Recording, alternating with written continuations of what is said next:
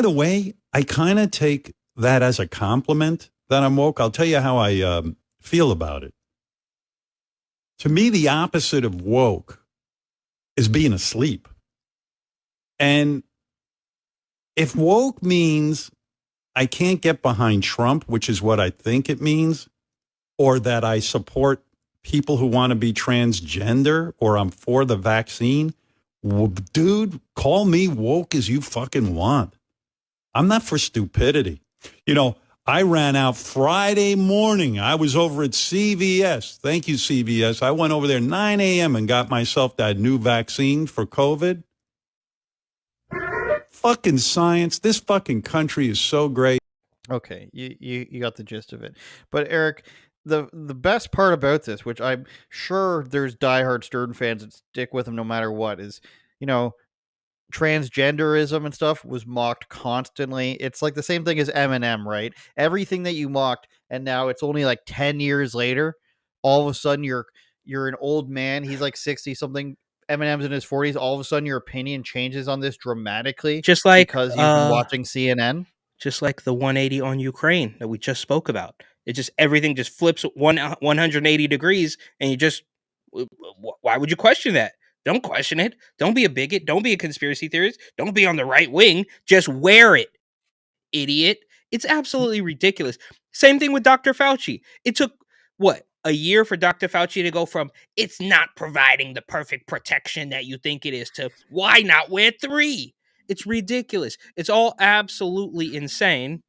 And Howard Stern, it's very clear that what he's doing is just, I mean, he's literally saying it in the quote there. We didn't really get a good, the good audio, but you read the quote. He's quite literally saying, uh, I'll say whatever you need. Like, just I'll do it. If it's anti-Trump, if it's about transgenders, if it's about the vaccines, like, just I'll do it. I'll do it. Just like, yeah, I'm woke. It's like, dude, you don't even know what's happening, bro. Like, are you hard up for cash? Just go away, retire, enjoy your twilight years. What are you doing, bro?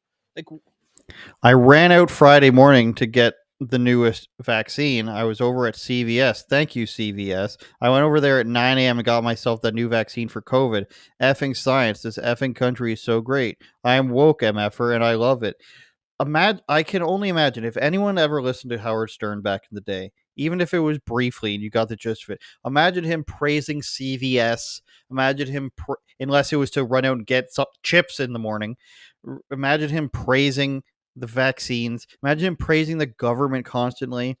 It just goes to show you how blind we all were to this 20 years ago, where somebody praised something and the entirety of the media and late night television and talk shows all made you think that this was the correct point of view. They didn't make you think that there was no other point of view out there, but they didn't explain it, and they made you think that anybody who is a Republican or anything else, not that I'm a Republican, but anybody who is any of any other view is just, those are just the crazy people. And of course, if you're a Republican, it's an insane thing to be. And they never quite explained how that could be half of the country and how George Bush could win the election twice, and how they never mentioned Ronald Reagan when we were growing up as the president, or George Bush Sr. was joked about, but they never mentioned before that because, the Bushes are easily joked about, and so was Clinton. But they never explained, and nobody ever questioned the fact that how could that be half of all America yeah, that is so called in this crazy group of rednecks, yes, because you're not supposed to ask any questions. And look, if you want to get incredibly conspiratorial about it, and they obviously knew this well before or before we knew it, but bro, Obama was the oh, oh, Obama was kind of like their last hope. Like, we got to do this. If anybody stands up against this guy, we're gonna call him racist. We're going all in, right? Because if you recall, it wasn't really that bad at that point in time. It wasn't to the point where everything was being. Remember, there was a clip. I don't know if I sent it to you. There's the clip of a Scary Movie, I think it is, which of course the Wayans brothers directed, and it's a white Mm-hmm. guy dropping the M-bomb, and it's all hilarious. Everybody had a good laugh.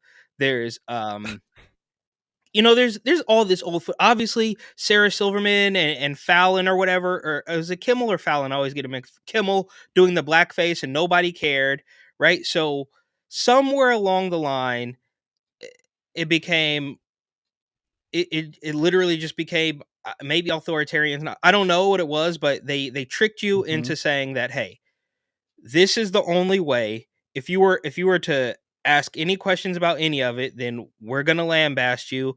And then it just went through the roof with Donald Trump. For for what? Because look, was he gonna put anybody in jail? Was he gonna lock her up? No, he wasn't gonna do any of that stuff. He wasn't probably gonna do anything.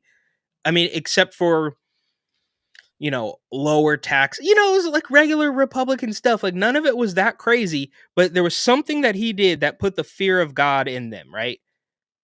And that's I mean it's beyond the pale, bro. I don't know exactly what's happening, but I guess the point I'm trying to make is, to your point, they made you believe Hmm. that there was no other option. There was no other line of thought, and the people in the middle of the country, of flyover country, as they say, were completely insane.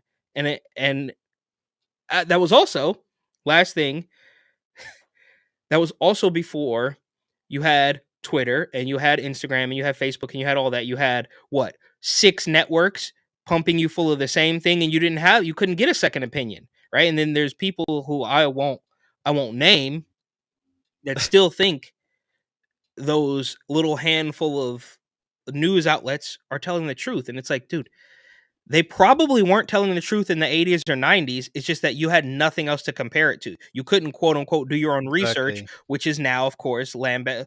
I mean, how dare you do your own research? You're not a doctor. What do you want to kill? It's ridiculous. Imagine being subjected to that, where you got to believe the newspapers, knowing what the New York Times and Washington Post are like now. It is a crazy thing to think about. And I think about it often, where I have memories of literally anything in the media or anything that can have a viewpoint that's political or ethical.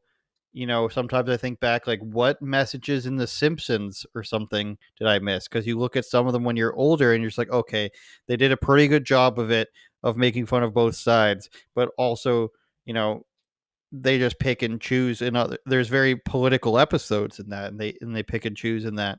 So it's interesting to go back and look at things and see what you might have missed.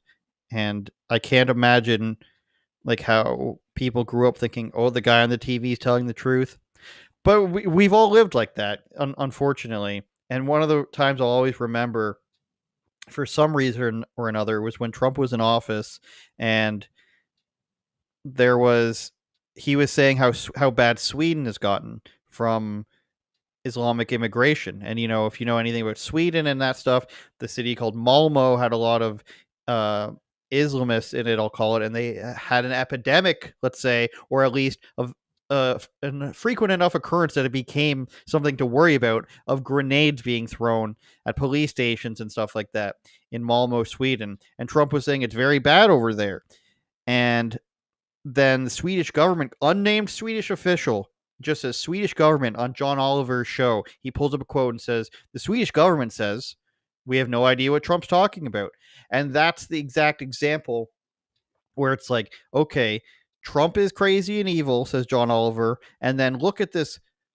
Sweden is just saying we have no idea what he's talking about. And Sweden obviously is part of the sane group. There's no person named on this, there's no political party. It's just like that this country as a whole can present a talking point, and that is to be taken at face value no matter what, Yes. because my bias is telling me that, yes, okay, Trump is crazy and everybody else agrees that he is crazy.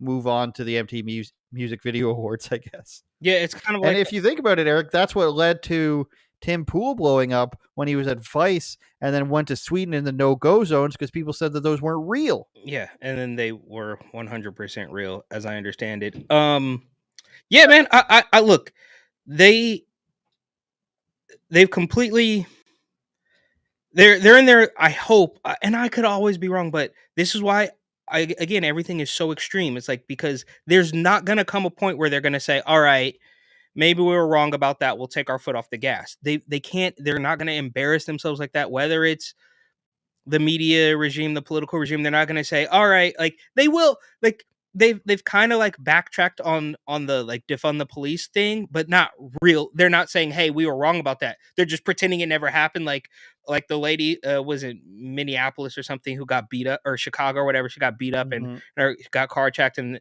it's happening in California too. They're like, well, we need more. And it's like, you don't remember 2 years ago when you deemed every single police officer racist and said you didn't need them? They're just pretending because, as we know, any sort of pattern recognition, any sort of memory beyond the past 48 hours is a conspiracy theory. Like that, just don't believe your lying eyes. We're the ones that are going to tell you. And as they're in these death throes and amazing shows and podcasts like this continue to take over, they're going to die. Look at even what is it on NBA Finals is all promoting YouTube TV.